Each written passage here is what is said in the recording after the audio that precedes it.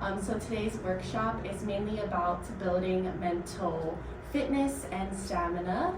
So today's event is presented by the Samaritan Counseling Center and Robin, which she is an independent executive wellness coach. So my name is Katie. I'm the event coordinator for the Samaritan Counseling Center. Today we just want to create a safe space where you can kind of be yourself, feel supported, and most importantly, have fun. So please remember that this workshop is for learning and growth and is not a substitute for therapy. Welcome, and thank you for being here. As Katie mentioned, I'm Robin Stueber. I am a board certified health and wellness coach. My approach is through a functional medicine lens. I don't know if any of you are familiar with functional medicine approaches, but it is basically an approach to health and medical support and intervention, but from a root cause perspective. So instead of looking at disease and diagnosing and then fixing with a pharmaceutical or a medical intervention, functional medicine physicians will typically do a very thorough history on the patient to find out what truly are the root causes of some of the conditions that you're experiencing today. In addition to that, Katie mentioned positive intelligence, and what that is leveraging positivity to bring your best self to your life and your work and your family and your relationships. That's pretty general, but I'll talk about it a little bit more in my talk today. But as I mentioned, we're such a small group that I am really interested in hearing a little bit from you about what perhaps would be the most helpful to you. If you think about, in another hour or so, and you go about the rest of your Saturday, what would be something that you want to take away from our talk today? And I'll make sure to zero in and address that. And of course, as I go along, of course, I can go ahead and just start my talk, but I want to hit on what's important to you. But also, since we're a smaller group, just if you have questions as I talk about things, just, shout it out. So why don't we start, April, do you mind if I start with you and just introduce yourself, with whatever you're comfortable with, and what would be really helpful to you getting out of today's session. We're going to talk about what is mental wellness and this idea of what is the cost of negative thoughts. What is the cost of stinking thinking, right? And then I have something here called your three brains. I'll touch on it just maybe lightly because I think that based on what I'm hearing from everybody, the focus maybe on this idea of mindset is something I'll focus on.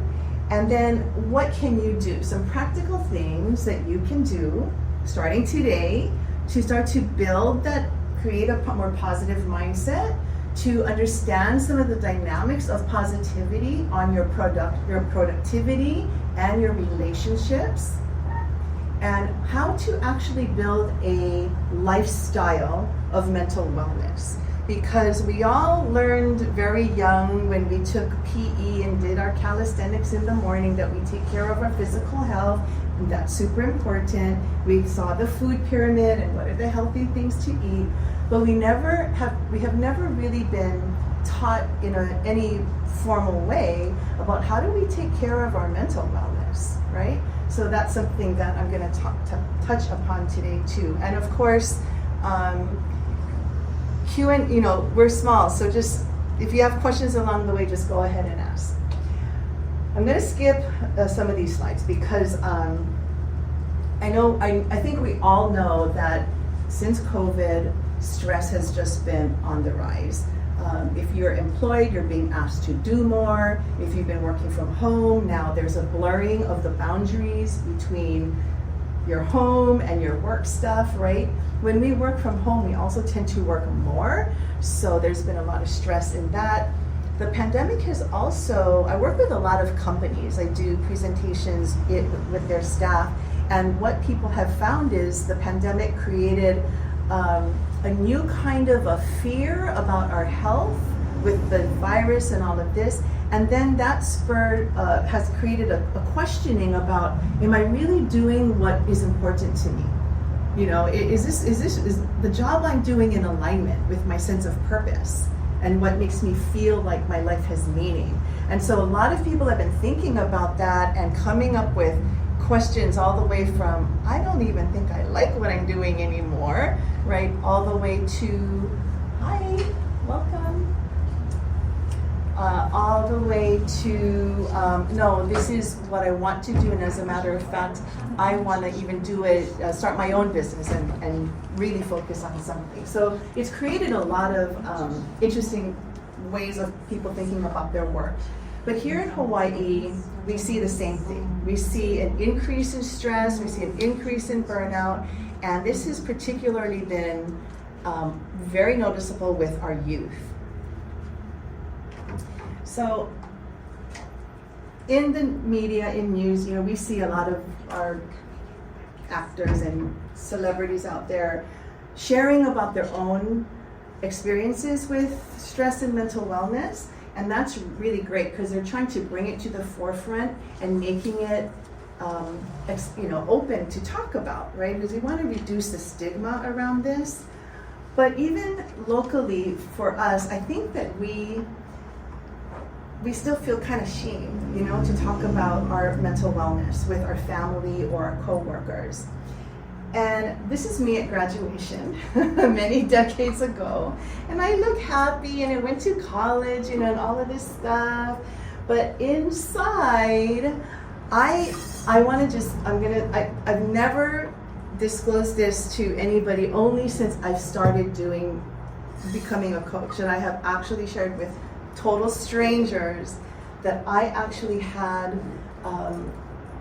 severe debilitating anxiety and panic attacks all through into my late 20s all the way through my 30s. Debilitating meaning that it affected how my life. I would wake up in the morning and wonder if I was going to get a panic attack that day. It was already on my mind the moment I woke up.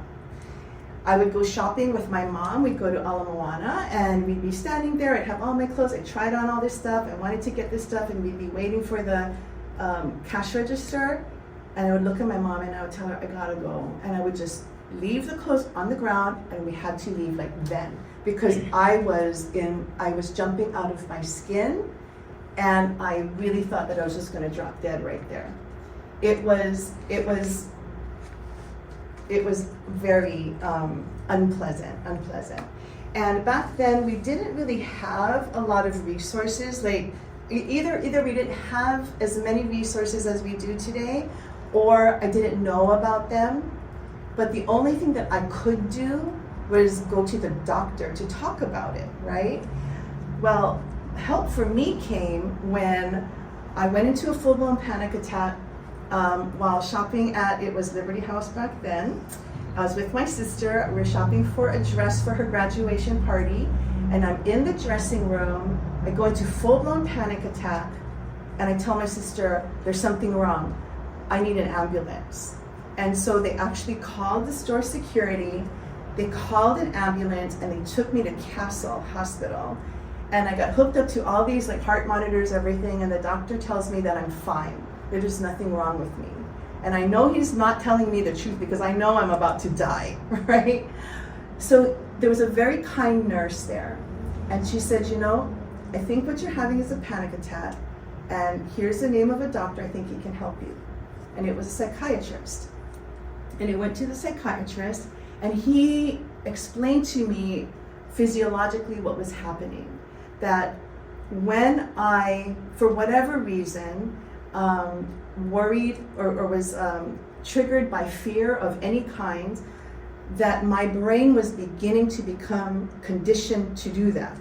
And he said, you have to kind of get out of the cycle, because if you continue, because it's a spiral, if you don't address these panic attacks, you're going to get them more often, and it's going to progress into agoraphobia. That's a condition where you don't even want to leave your house. A full-blown mental illness, right? So he prescribed for me Xanax and Zoloft. And I remember thinking at the time, is this my life? is this what my life is going to look like? Being on prescription medications just to feel normal and not worry about dying, right? Or feeling my heart race anymore, or feeling just kind of out of my body. And so I decided, I don't know where it came, but I decided that nope, I'm not going to live like that. And for probably a good 10 years, I worked on my mental health, just on my own, just from reading, from, you know, I started to exercise. I started to run, and I hated it because running makes your heart beat faster. And it was kind of triggering, but I told myself in my head that, fine, if I'm gonna drop dead, I'd rather drop dead doing something that was healthy for me, you know, doing the exercise. So I would run. I got up to 2 miles. I would do that 4 times a week. The other thing I learned how to do is how to distract my mind from that place of panic.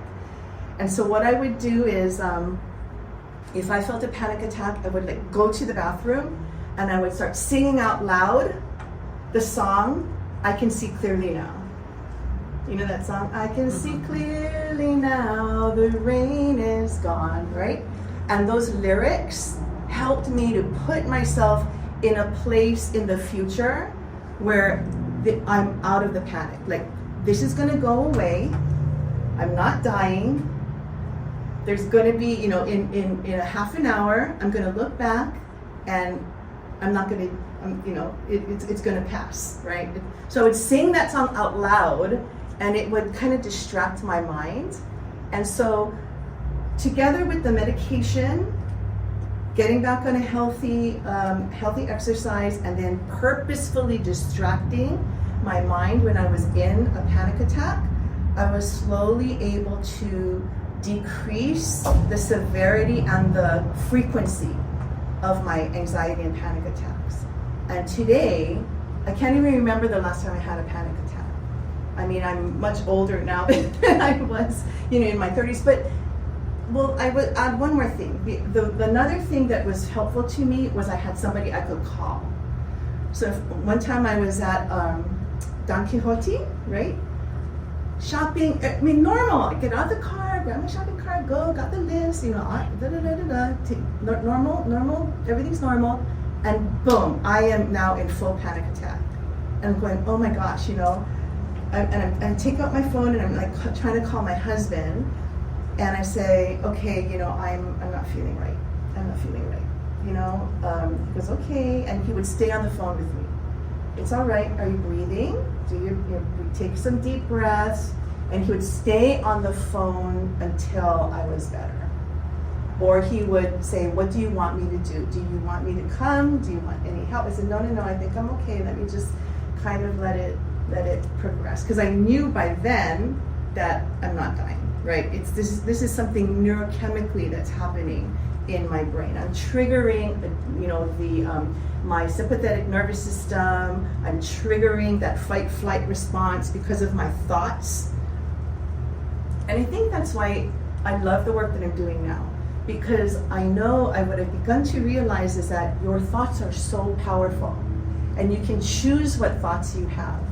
And so on the one hand, sometimes fearful thoughts, negative thoughts, can lead to something as severe as anxiety, panic, that then can progress into a full-blown mental illness, a diagnosable condition like agoraphobia, or we can actually proactively and regularly work positivity into our daily life and build a different kind of brain in our head to bring about more health and to kind of balance out and even reduce and make less severe some these moments in our life when we can feel fear or stress that can lead to burnout and overwhelm. So that's a little bit of a long-winded way of kind of putting a little bit of my personal story into this.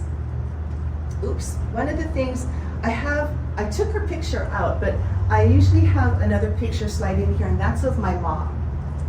And I'll tell her story anyway because I think it'll be another good illustration. So my mom is 85 now, but she was the chief financial officer of a medium-sized company here in Hawaii. And when she retired at about, I don't know, I think she was 65-ish, she had already been diagnosed with type 2 diabetes. We have nobody in our family that has diabetes, but my mom had diabetes. She was on heart medication for high blood pressure and cholesterol. Let's see, what else? Oh, and then another few years later, she got diagnosed with breast cancer, and nobody in our family has breast cancer. I was just really blown away and kind of curious about why my mom had developed diabetes and breast cancer. What I won't forget is after she retired, she just looked down and shook her head, and she says, "I don't know why I sacrificed my health for my job, for work." And my mom would work late. She would bring work home on the weekends. She would pick us up from school. We'd do fast food on the way home. Morning breakfasts were rushed and eaten in the car. We were a fast family, we were a fast family, right? Come on, get up, get to school, we gotta eat, we gotta do this, and everything was rush. And now that I, have looked into my own health and then reflected on the kind of diet that we had growing up and everything else, I can see, especially from a functional medicine perspective, that all of this, fast eating, relatively unhealthy eating, it was a lifestyle. It was a lifestyle consequence of developing these conditions after decades, right? So I'm going to kind of dive into that a little bit too. So there's 3 concepts about mental wellness that I hope you walk away with. Number 1 is that mental wellness is actually an active process. We actually shift between different states of mental wellness within a day, within a week, and within months, and over years and different periods of our life. So mental wellness is always this dynamic, fluctuating thing. Secondly, that it's integrated and holistic. So our mind and our body are connected. Mental health is physical health, and physical health is mental health. So I'll explain that too a little bit more in detail. And the best thing that we can do, and the thing that people want the most, are non-clinical lifestyle strategies. We just simply want to know what we can do every day ourselves, right? Instead of this medical intervention. Oh, and by the way, I ended up getting off of the depression medication, the Xanax, Zoloft, within 4 months. Because I was so determined. I was like, no. And now we're learning that those medications were never meant for long-term use anyway. So these 3 things. It's an active process. It fluctuates all the time. It's integrated with our mind and our body, and we can absolutely do things every day in our life that help to address it. So why is mental wellness important? Well, it's because our entire life, our entire experience of life is all influenced by the state of our mental wellness, right? It's our ability to focus on things that we have to do, to plan, to think about the future, right? To set goals for ourselves, to be organized at home and work. That's what mental wellness impacts that. It impacts our ability to handle pressure and stress from competing priorities and putting them, we want to get into this very interesting state of being challenged, but not too much, right? Because if we get too challenged, it's overwhelm. But if we're not challenged enough, it's boredom. So we're always seeking that sweet spot of the zone or flow in the things that we're doing. It contributes to our internal sense of self-confidence and self-esteem, and it also impacts our ability to actually physically perform. This is that zone of if you're familiar with elite athletes, it's the difference between the athlete that gets the gold medal and the athlete that gets the silver medal, right? They're both like about the same physically in terms of their skill set, right? But what's the difference? What's the difference? Now it's all about the mindset. So we know what it feels like when our mental wellness is compromised, right? We all kind of know what it feels like to be stressed, to have overwhelming negative thoughts and emotions. We ruminate on things that keeps us up at night. We look back in our life and have regrets sometimes. It impacts our physical wellness. When we are under stress, our immune system is being compromised a bit, and you may feel like you might get colds or little bugs a lot easier, or it may be distracting enough that you have an accident. You drop something by mistake, you cut your finger when you're trying to chop vegetables because your mindset is just distracted, right? So compromised mental wellness also influences our relationships. If we're unhappy and carrying our grouchiness at home, it's not really helping our relationships with our spouse and our kids, and even with our coworkers. So on the compromised side of mental wellness, life feels like a struggle, right? And in psychology, they call this languishing. And it reduces our capacity. It really reduces our ability to be productive and accomplish things. On the other side, oh yes, go ahead. I just had a question I should have asked earlier. Why do you say choose mental wellness instead of what we hear about mental health? So mental health is, well, I'm not sure, like this is not a clinical term, but mental health can be thought of as all encompassing over your physical, like neurology, so anything health-wise, physiologically, that impacts our mental state can be considered mental health. Mental wellness I'm defining right here. Oh. Yeah. But they're related. They're related, but I would say mental health would be considered more like the clinical side of things, like whether medical diagnosis, exactly, psychological diagnosis, those kinds of things. So your physical body or your psychological health. Optimize. We do know also what it feels like when our mental wellness is optimized. We're in a more positive, happier mood, right? We are accomplishing things and feeling good about it. We're feeling a higher level of self-confidence. Our relationships are going well. We're feeling really, like, even physically, we might even feel stronger and more vibrant, more vigor, right? Vigorous in our physical expression. And that is considered thriving. So in the psychology terminology, thriving is the word that they use, and that's a state where our mental wellness is optimized, and we're accomplishing a lot of things. So if you remember point 1, it's about where we are in this continuum. It's where are we between optimize and compromise, right? We're fluctuating constantly in between.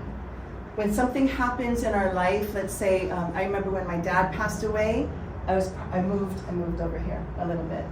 When I was having my panic and anxiety attacks, I was over here. I really felt it over here. It was affecting a lot of things, right? But today, I'm a lot more over here, right? So we are constantly moving in between this optimize and compromise spectrum. And so you can think about it as a mental wellness as the dynamic process of moving from languishing to resilience to flourishing.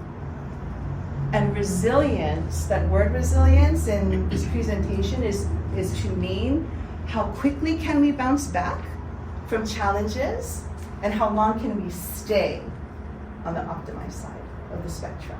Because I think that's what most of us want, right? Any questions? So in a nutshell, mental wellness can be thought of as a continuum, a spectrum between compromised and optimized, and that we're constantly fluctuating in between, right? We have happy moods, we have sad moods, we're moving in between, but where are we kind of generally staying, and how can we continue to move to the optimized side of the spectrum? So what causes stress? I think some of us touched on it when we, school, how am I going to manage working and school, relationships, maybe we've made a choice or something that we didn't understand the consequence of it, and it's brought some stress into our life. Hi. So one of the reasons why stress happens is because we have competing roles, right? We're a mom, we're a daughter, we're a son, we're a dad, we're an employee of a company. We might have even a role in that company of authority and responsibility. We are our own person, also that's kind of a role, how you self-identify. We may be volunteers, a part of the community, and be very involved, we may be very involved in that, like our friends at Samaritan. So a lot of times, those competing roles begin to compete with each other because they begin to almost have like the same priority. Right now, my role as a daughter is beginning to shift a little bit because I'm moving into a caregiving type of a role with my mom, and that might be competing with perhaps some other roles that I have, like being a wife and also a business owner. So I'm very aware of that. So that's how it can be a stressful point because let me get to the next point, which is when we start to have expectations about those roles and they're always like way up here, it becomes unsustainable and creates a lot of stress, right? Lack of control, we may feel like we're helpless in the midst of something that's happening all around us, right? And many of us put unreasonable demands on ourselves. I'm one of them. Well, I used to be one of them. Now I'm a little bit better. But, it's always like I needed to achieve. I needed to get this thing. I needed to make this amount. I needed to have this thing, right? Because in a way I'm kind of comparing myself with other people, and it wouldn't be, I want my mom to be proud of me and my dad to be proud of me, so I have to be this. And so I put those demands on myself, and there may be other factors. That's a combination of lack of control because you don't have control over other people, right? And you're the role that you have in that relationship. Right. So that kind of stress is like double whammy stress. Yeah. You're right. You can only control yourself. So here's the thing. When we're under stress, that's usually most likely accompanied by negative thoughts and negative emotions. We're looking at what's wrong, what's not working right. We're looking at ourselves and kind of blaming ourselves for something or saying, why did I do that? And I regret this about what my choice was, or those kinds of things. However, when we stay in that negative state, what happens is that we begin to lose our ability to really see clearly what's happening. We begin to lose connection with our empathy circuitry, our ability to connect with other people on an empathetic level, and we can't access creativity and outside of the box thinking. And we also disconnect from our intuitive wisdom when we stay in this negative state. So if you remember my story about myself and my panic attacks, that's where I was. I couldn't think of anything else except my state of anxiety. and everything was yes or no. I mean, if you remember, I told my sister something's happening, you gotta call 911. I mean, it's catastrophizing level. It's good or bad, yes or no, right or wrong. When you're in a negative mindset, your ability to see the whole picture begins to start to narrow, and it's more one or the other, black or white. My husband is a retired firefighter. He spent 16 years in search and rescue. So he was in the helicopter, picking people off the mountain. He was diving at night to recover bodies in the ocean. And because they take part in high-risk activities that challenge the innate human nature to resist danger, they go through stress inoculation training, because they know that once you get triggered by fear, the chemistry in your brain changes, and that affects your physical body.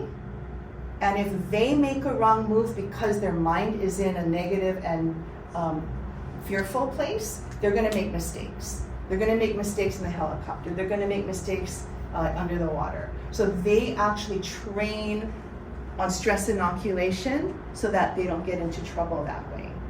So that's an extreme, but it happens whenever you have a negative thought.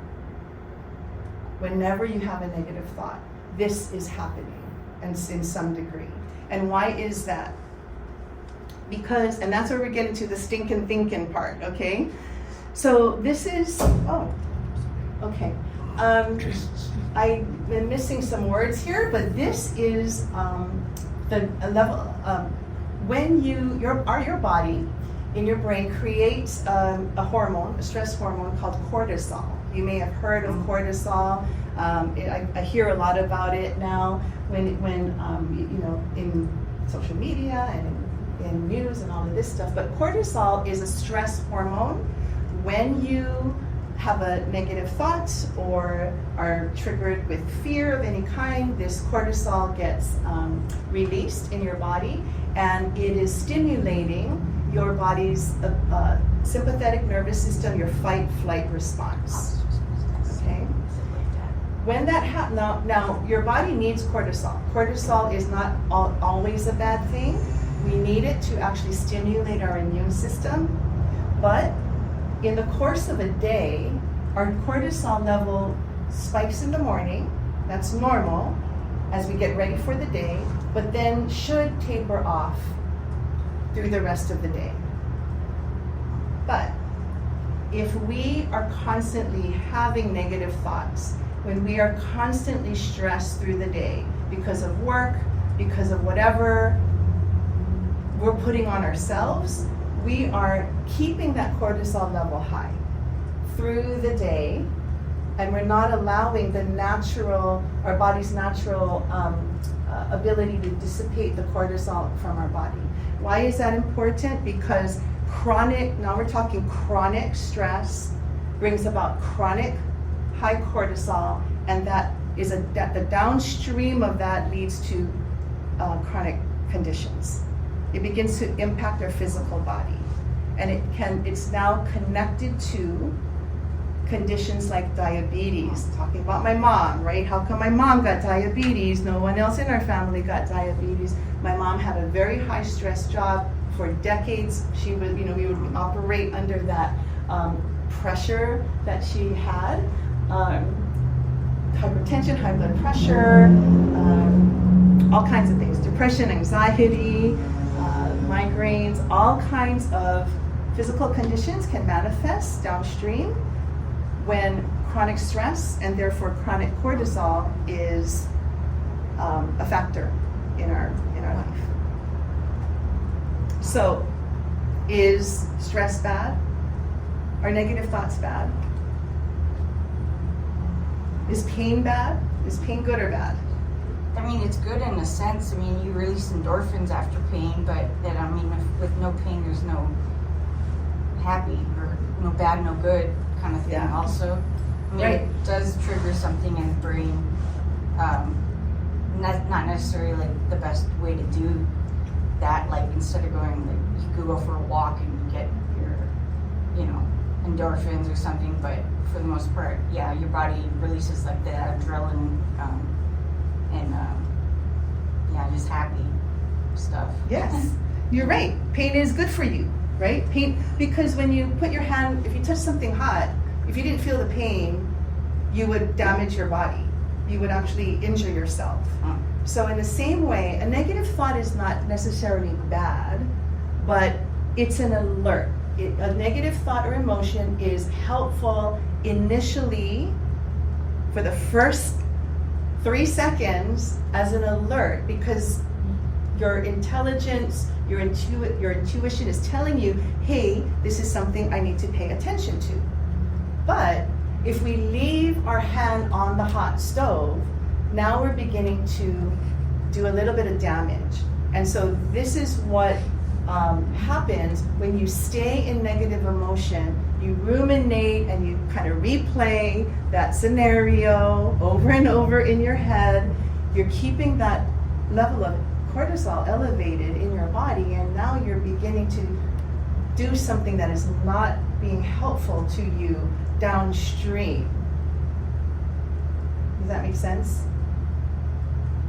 Okay. Where does stress come from? Where does this come from? Where does the stinking thinking come from? We all have a judge, right?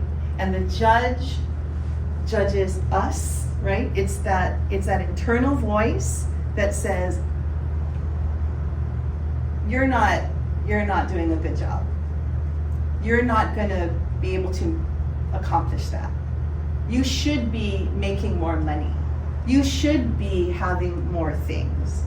You should be, or you could be, or you should have, or you know, beating us up, right? It's that voice in our head that continually beats us up. The judge judges other people too. This is the voice in our head that says, oh my gosh, she did it again. He did it again. He's always, she's always, right? We judge other people.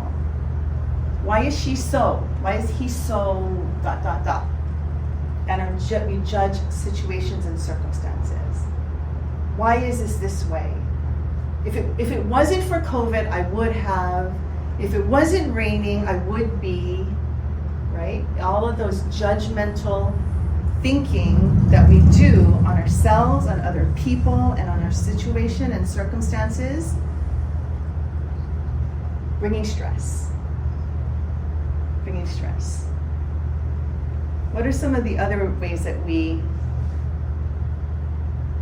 bring in negative thoughts? Well, some of us have our pleasers, right? We have this pleaser saboteur in our head that is fearful that if we don't do this, we won't be liked. I don't want to confront him because then he won't like me anymore, right? She asked me to do this favor for her and I said yes, but I really should be spending time with my kids. We lose our boundaries. We lose our sense of boundary, right? When we think that way. There's a victim in our mind too. This always happens to me. I can never win. I don't think I'll ever succeed, right? There's also a stickler or a perfectionist judge in our head, or voice in our head. It's got to be this way. It has to be perfect. If I'm going to be involved, it has to be perfect, or I'm not going to do it at all, or I'm going to spend another hour on this just to make it. Or if you work with others, you can say, I don't want her to do it because she's not going to do it right. I'll do it. When you have a stickler voice in your head, you might tend to take too long on a task because it's got to be just right, or you might take on a lot because you feel like you have to make it perfect. There's also a controller voice in our head. If I want this to come out right, I'm going to need to be involved in every aspect of it. I don't trust other people to be able to do it the right way or make the right decisions. So I need to make the decision because I know how to do it. Right? It's very judgmental of other people. Avoider is, that's too scary. I'm just gonna ignore it I'm just gonna ignore it. Right? It's hypervigilant, which is the voice in our head that is worried of every risk around the corner. That's too dangerous, that's too risky. Hyperachiever is the voice in our head that says that we're only valued by what we achieve. We need the MBA, PhD letters after our name. We need the award, we need the degrees, we need the whatever it is that other people can see, because that's the only way that we're going to be loved and accepted, is by our achievements. The restless is, I have a very strong restless saboteur, and the restless saboteur is the one that keeps us distracted because there's always something new to learn, always something new to see, always something interesting to look into. Fear of missing out. And the hyper-rational, which is, but the most important thing is information, data, logic. Suppressing your emotions because the most important thing is to be logical about it. So we call these the saboteurs. The judge and these 9 are constantly playing, voices playing in our head. You may have some that are stronger than others. And I kind of created this slide to be somewhat like camouflage because we often can't tell. We often don't really know or identify when these voices are happening in our head, but they're always creating negative thoughts. They're always creating judgmental thoughts and negative emotion. The stuff that I'm going to cover next is kind of a part of a program that I offer called Positive Intelligence.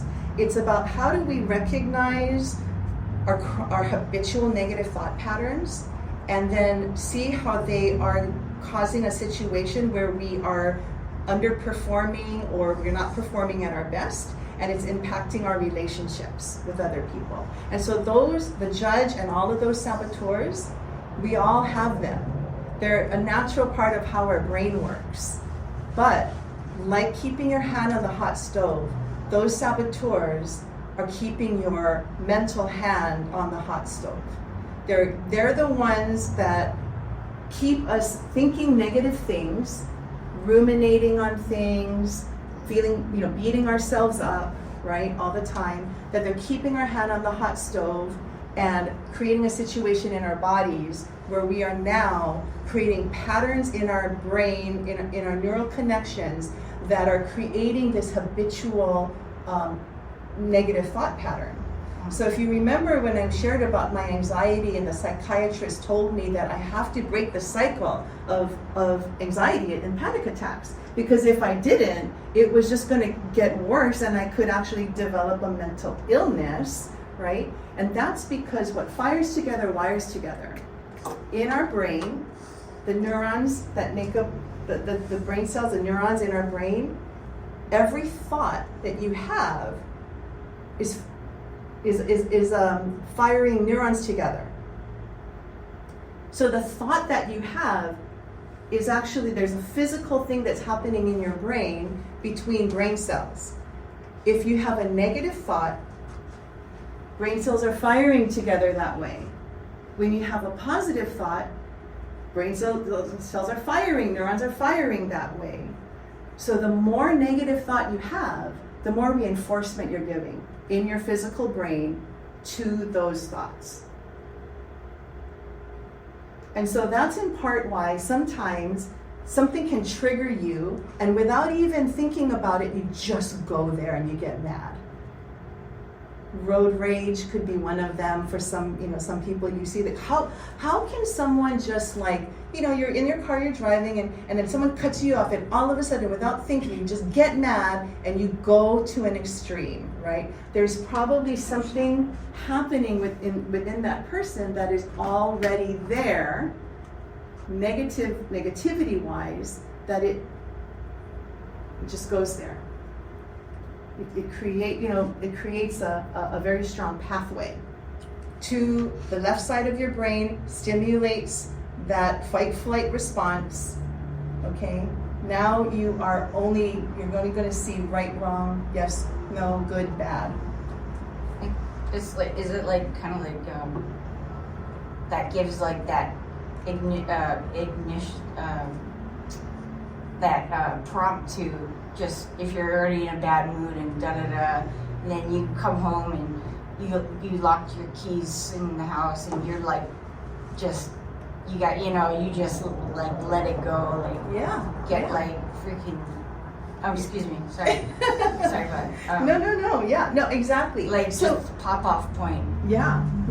So if you already have over the years, right, been having negative thoughts, it's going to be easier when something bigger happens that triggers something more to go there. And so the first I'm going to talk about 3 mental muscles. I kind of took a shift in my slides. So we're going to talk a little bit about how can we break, right? How can we break a cycle of negative thinking? Because it's important.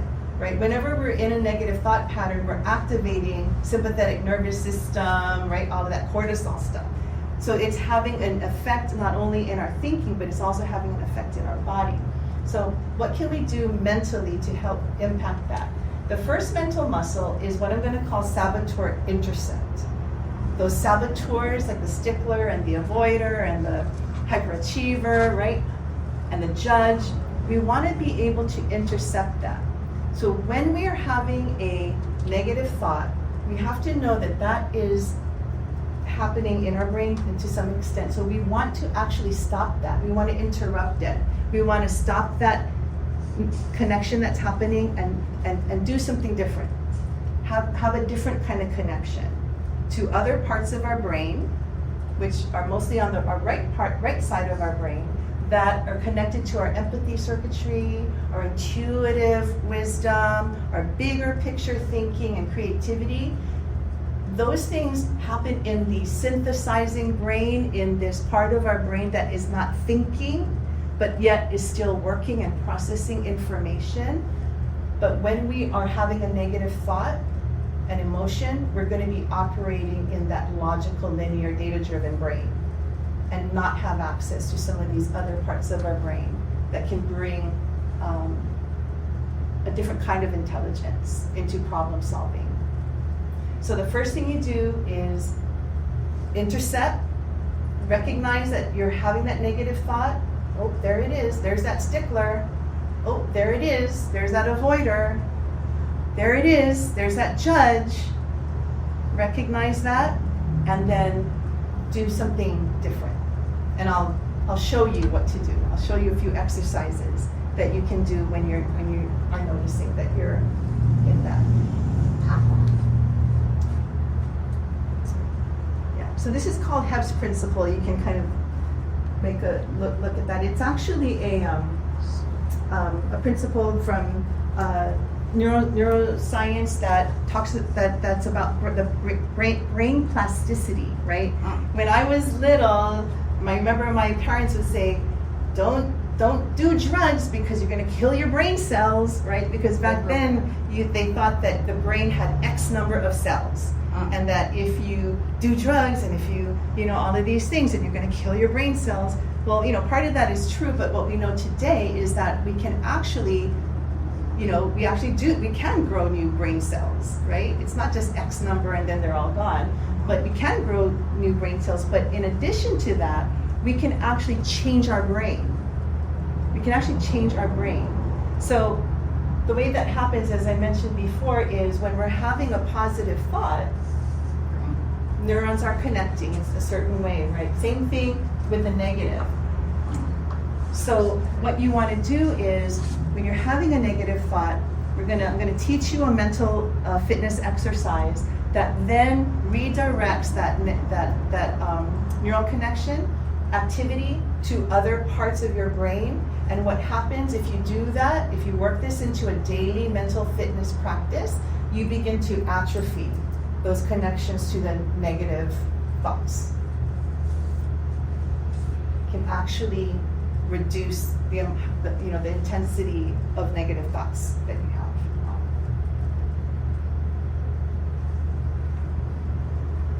The second muscle is what we call the sage perspective. The second muscle is the sage perspective that every situation or circumstance presents a gift or opportunity. Every situation or circumstance presents a gift or opportunity. Who believes that? 100%.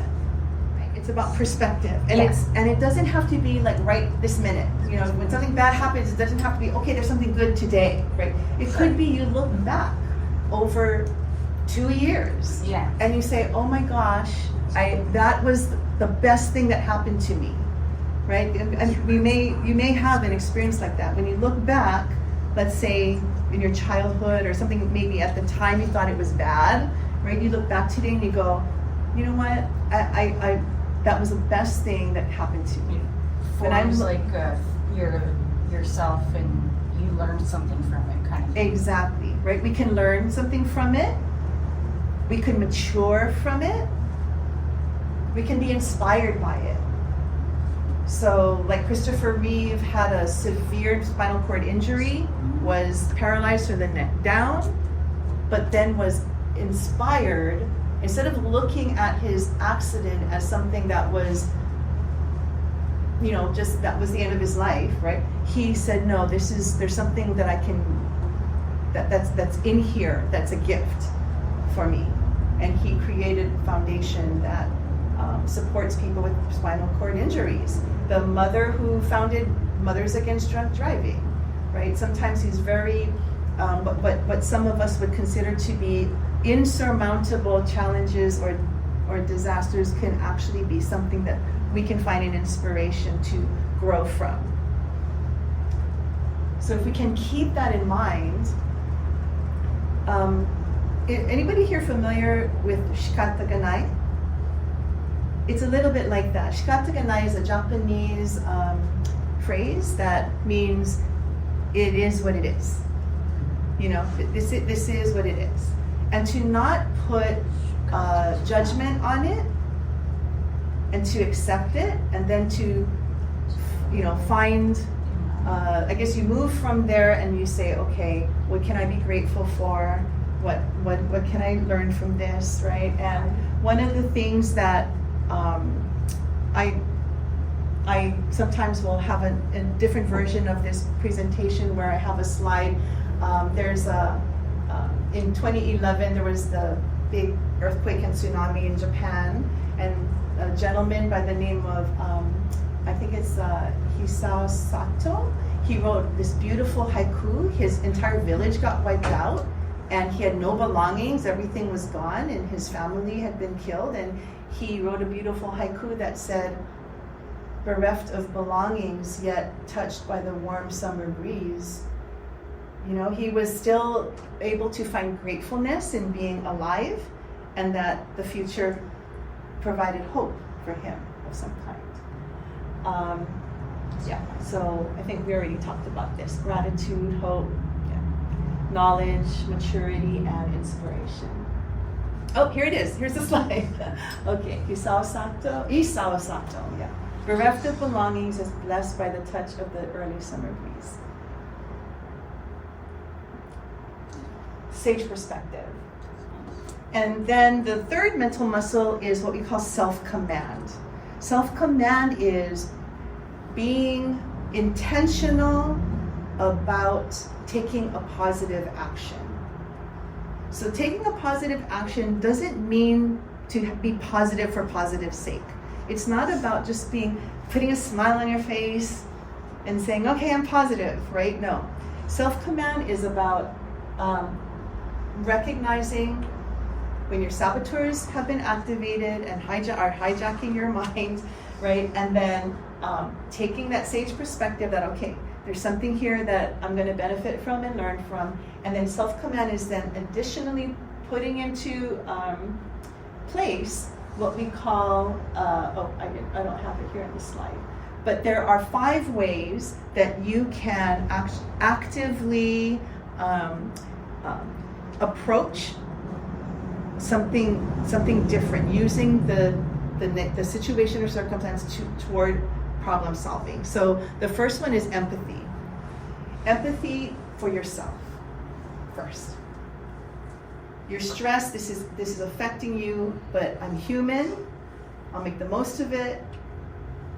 Empathy for yourself and empathy for others. Explore. Explore is to just look at this situation with blameless discernment. Just look at it without putting a judgment on it. Innovate, which is to think about the challenging circumstance and thinking of ways that other ideas that you can approach it. Navigate. Navigate is to look at the bigger picture. What is important here? What's the bigger picture here? What's the most important thing? So an example of that could be, I look at it mostly in terms of marriage, like my husband. So when I'm irritated with him and I just want to go, oh my gosh, again? Like, is this going to be my life? Is it always going to be like this with my husband? I can use the power of navigate to step out of that and put myself in the future, looking back and saying, you know what? Yes, we had our ups and downs. We had our good times. There were some, challenging times too. But I'm so grateful that I had a marriage and a meaningful relationship like that brought so much, right, to me. That's the most important thing to me. So it's that ability to step out of yourself.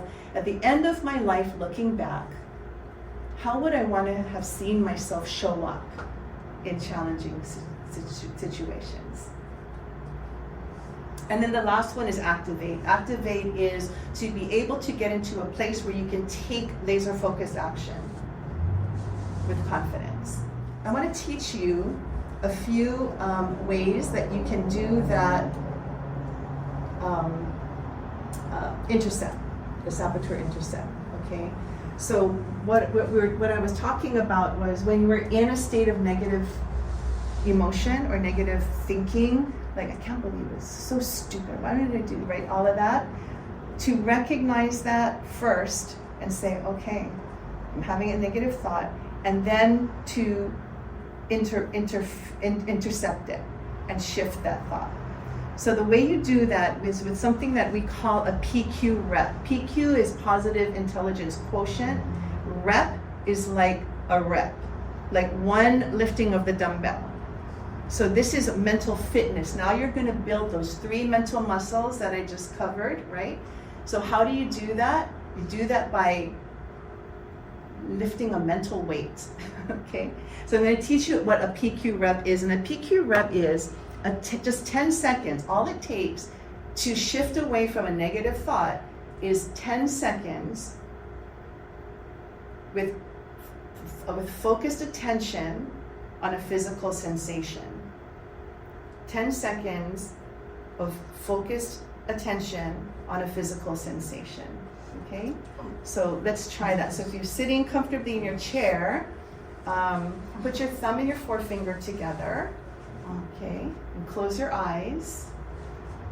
Now gently rub your fingers together and put your mind's focused attention on the sensation of feeling the ridges of your fingerprint.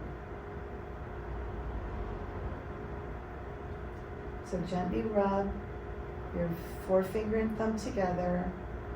Put your mind's focused attention on the sensation of the ridges of your fingerprint.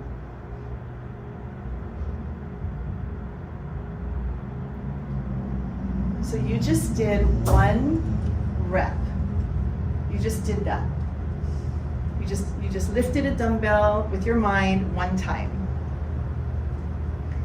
Can you build muscle with one rep of a 5-pound dumbbell? Brain muscle. Or wait, according to what you're talking about, or? Well, for your physical muscles, Oh, yeah, totally. yeah, you need to do it a few times, right? Yeah, sure. You do typically 10 reps or 12 reps or sometimes 20 reps. Does it happen in a day? Nope. You have to go to the gym a few times a week, right? And do your reps and your exercises in order to build muscle, right? So this is the same way. What I want to encourage is that you start building a daily practice of mental fitness. Recognize when you're having negative thought emotion. Do a PQ reps so that you're stopping that, right? We want to atrophy that pathway that's happening in your brain.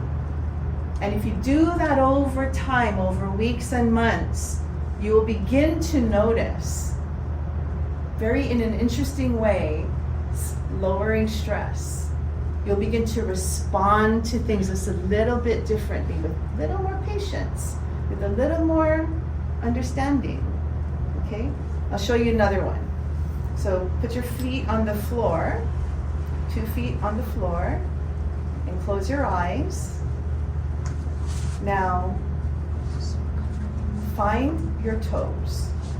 Find each of your toes. Put focused attention on the sensation of finding each toe. You may wiggle your toes a little bit to do this, but find your big toe, find your second toe, find your third toe, find your 4th toe.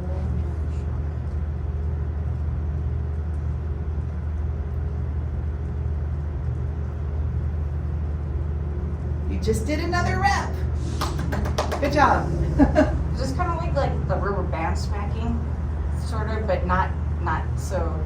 That's kind of like outdated, I think, right? Like, Maybe that's what they had in mind. yeah. But these are things that you can do anywhere, anytime. Right. Right? Or holding an ice cube or something, or like, see, and then concentrate on like, oh my god, my hand's getting cold. Stuff like that. Yeah. You can do this visual. You can do visual Sure. PQ reps. So one of the things that I do is when I'm walking from my car to wherever I'm going, I will look at the ground and really look at the ground. Really look at the texture of the concrete. Look at all the little specks in the concrete. And what you find is, usually I'm like walking like this, right? Getting to where I need to go. But when I'm doing a PQ rep, just 10 seconds, now I'm walking a little slower. Now I'm like looking at, and I'm just breathing. 10 seconds is about 3 or 4 breaths. And just put your focused attention on looking at the texture, the colors, the shades, and that's a PQ rep also. You can PQ rep on whatever you have in your hands. If you're in the grocery store and you're waiting in line, instead of thinking about, okay, now I gotta do this, I gotta do that, and I can't believe he's gonna be doing this, and she's gonna be doing that. Instead of getting into that negative thought while you're just standing there in line, grab whatever it is that you're buying and just rub your fingers and feel the temperature. Put focused attention on the sensation of what you're feeling, the temperature of it, the texture of it. 3 breaths. That's a PQ rep. You're doing more atrophying of that negative neural connections in your brain. So that's why it's called mental fitness, because this takes daily mental exercises to do. Another thing, and we're almost done, about positivity is it takes there's a ratio of 3 to 1. It takes 3 positive thoughts or emotions to balance out every 1 negative. So think about that. It takes 3 positive thoughts or emotions to balance out every 1. So if you think about how much time in the day do you spend in judgmental, criticizing thinking, negative thought, negative emotion, how much time in the day do you think you spend doing that? 70%, 50%? If you, now that after for the rest of today, after this talk, think about, be conscious of what's in your mind for the rest of today and see how much of it is negative and how much of it is positive, right? In a relationship, like a marriage or a partnership like that, it's 7 to 1. 7 positive to 1 negative experience. So that's why marriages take work, right? Marriages take work, right? We have to work to bring positivity, empathy, understanding into those relationships. Yep. Yeah. So making good choices. So practicing mental fitness and identifying when we're having a negative thought and emotion, doing a purposeful, intentional PQ rep to stop reinforcing that in our physical brain is going to help us over time if we continue to work on our mental muscles, helping us to make good choices. Why? Because perhaps we will be able to connect more with others, the relationships we have, from a place of empathy, that we're going to value the relationship more than being right or doing it correctly, right? Yeah. Instead of staying in negative mindset, yes, no, right, wrong, good, bad. Now we are bringing more positivity, and we're going to say, yeah, I'm going to let that one slide. No problem. Move on. It's good. As far as what's out there and support, there's places like, Samaritan, right? One thing I wanted to also say, I don't have the slide here, but I'm a board certified health and wellness coach, and one of the trends that you're going to start seeing probably hopefully into the next 3 to 5 years or more is that health and wellness coaches are being integrated into medical practices now, and so doctors you might get a prescription for a health coach, because what we do best is help with behavior change, so that you can we can be there to help you practically in your lifestyle to perhaps bring around a healthier eating, exercise, mindset, and positivity, right? So we work with our clients on a weekly basis, versus your doctor doesn't have that kind of time, can't do that kind of thing. At a kind of a national level, we're working on getting health coaching covered by insurance.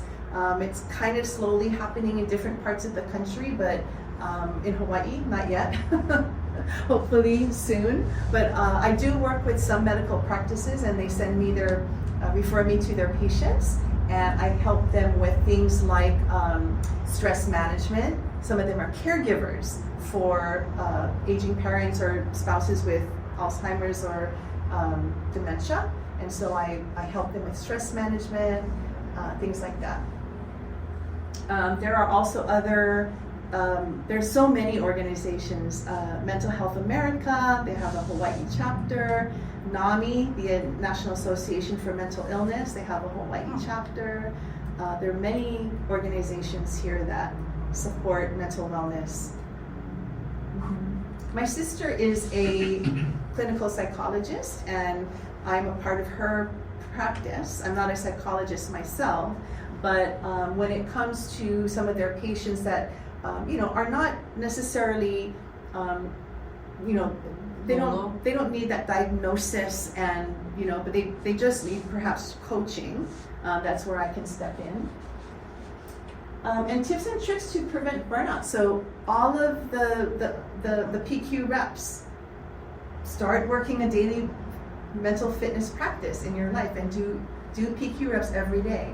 If you can carve out 10 minutes of PQ reps a day, you will be changing your brain. You'll be changing your physical brain within 8 weeks, because you're changing the neural connections, atrophying those connections that are strongly connected to the left side sympathetic fight-flight brain to the right side empathy, circuitry, intuitive wisdom, big picture. You can actually change that. Mindset and resilience, and that's exactly what it is. And it also helps with self-confidence, because a lot of self-confidence comes from negative self-talk, right? It's about, they're not gonna like me, I'm gonna mess up if I get up there, and things like that. But if you can recognize that negative thought,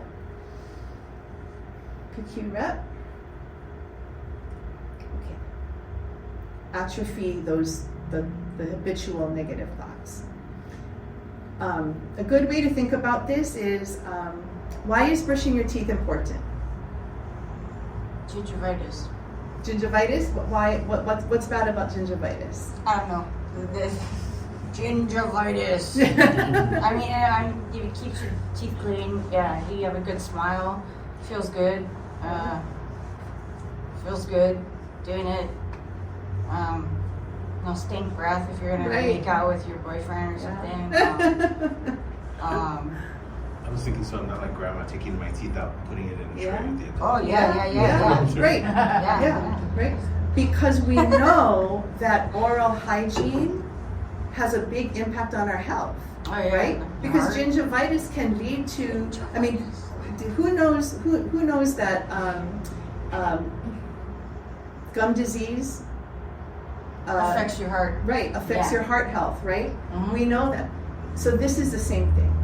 So PQ rep every day is as important as brushing your teeth every day. Because it's not just about, I'm going to be positive today if I do this. No, it's about, now you're building the brain that you need to be more productive, to be less stressed and happier, to have better relationships, to have a generally more positive mindset in your future. That's why you do the mental fitness every day. It's not a task, it's a part of how you live. You bring it onto your daily ADLs, like daily activities. Daily activities, Showers, yes. brush teeth, potty. It's operating on a physical level for your health, your immune system, your physical ability to perform, your mental capability and focus. One of the very first slides I showed, right? That's what it's helping. It's not just for you today, it's for the future you. Do your mental fitness every day for your future you. Any other questions? That was it for me. Was this helpful? Yeah, it was very informative. I enjoyed it. Good. Did I answer questions? Is there like a list of PQs somewhere? There is not, but just remember any sensation. So touch, sound, visual, you can do this.